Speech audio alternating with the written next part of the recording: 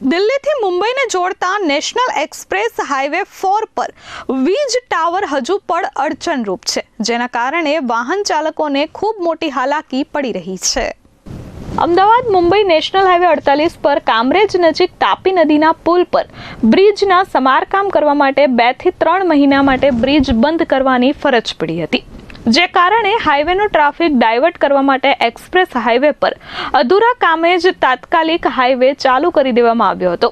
હજુ પણ ઘણી જગ્યાએ કામ ચાલી રહ્યું છે, ત્યારે દિલ્હીથી મુંબઈને જોડતા મહત્વના નેશનલ એક્સપ્રેસ હાઈવે 4 પર અંકલેશ્વરના પિલુદ્રા ગામની સીમમાંથી પસાર થતા આ હાઈવે પર હજુ પણ વીજ ટાવર અડચણરૂપ બન્યો છે.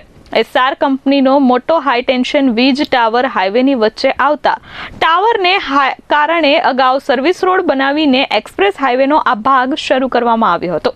જો કે ભારે વરસાદના પગલે સર્વિસ રોડના સાઇડ સોલ્ડરિંગનું ધોવાણ થતા હાલ આ માર્ગ બંધ કરવાની ફરજ પડી છે. એક તરફ એક્સપ્રેસ હાઈવેનું કામ પૂર્ણ થઈ ચૂક્યું છે, પરંતુ બીજી તરફ વીજ ટાવર હજુ પણ યથાવત છે, જેના કારણે અંદાજે 5 કિલોમીટર સુધી એક લેનમાં જ વાહન વ્યવહાર ચલાવવાની સ્થિતિ સર્જાય છે.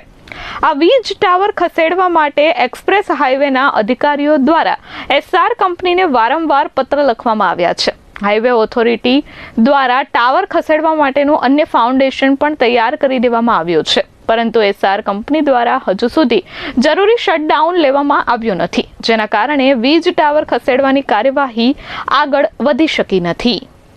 मेरा नाम मनप्रीत सिंह है और मैं ये कंपनी में इस कॉन्ट्रैक्टर की तरफ से प्रोजेक्ट डायरेक्टर हूँ और हम लोग ये देख रहे हैं कि पूरा जो टावर आप देख रहे हो इसको कंप्लीट करने में अभी कम से कम 2.5 मंथ लग जाएंगे.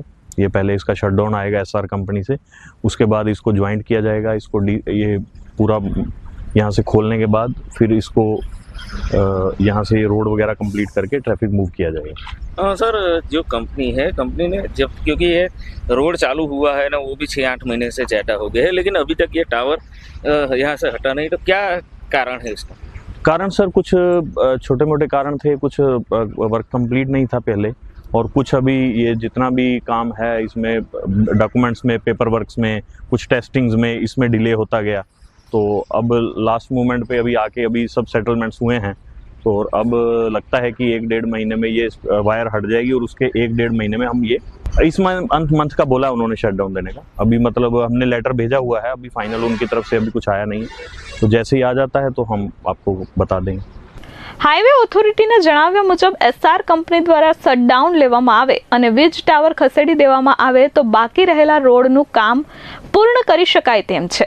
આ કામગીરી પૂર્ણ થયા બાદ આગામી અંદાજે 2 મહિનાની અંદર આ માર્ગને સંપૂર્ણપણે વાહન વ્યવહાર માટે શરૂ કરવાની તૈયારી હાઈવે ઓથોરિટી દ્વારા કરવામાં આવી રહી છે. ચોમાસાની ઋતુ હોવાથી તમામ માલ મટીરિયલ પણ તૈયાર કરી દેવામાં આવ્યું છે અને બાકી રહેલા તમામ કામ પણ 2 મહિનામાં પૂર્ણ કરી હાઈવેને ફરીથી શરૂ કરી દેવામાં આવશે. નિર્મલ પટેલ, S24 ન્યૂઝ.